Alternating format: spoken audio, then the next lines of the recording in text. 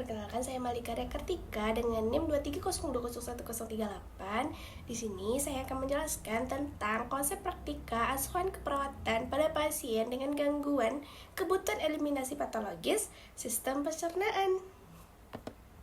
Baik, definisi dan jenis gangguan kebutuhan eliminasi patologis sistem pencernaan. Yang pertama, apa sih definisi pada gangguan kebutuhan patologis sistem pencernaan? Gangguan kebutuhan eliminasi patologis sistem pencernaan mengacu pada ketidakmampuan tubuh untuk mengeluarkan limbah secara normal melalui sistem pencernaan.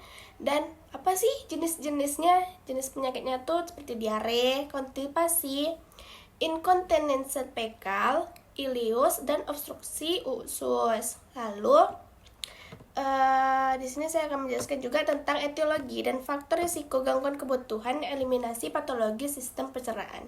Etiologinya, penyebab gangguan eliminasi sistem pencernaan bisa beragam, mulai dari infeksi, gangguan pencernaan, hingga efek samping pengobatan.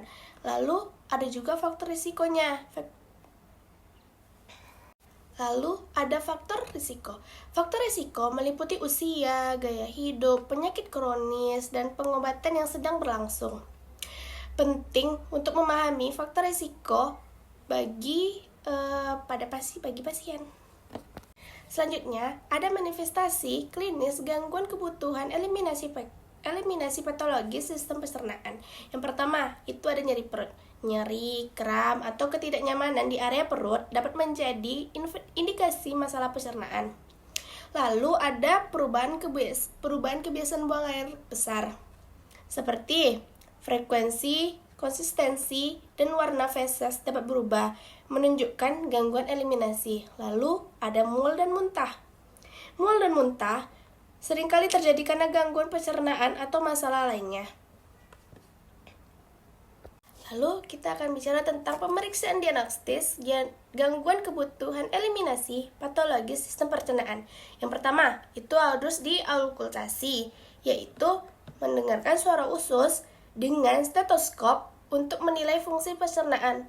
Lalu yang kedua ada pemeriksaan laboratorium untuk mengetahui untuk cek lab.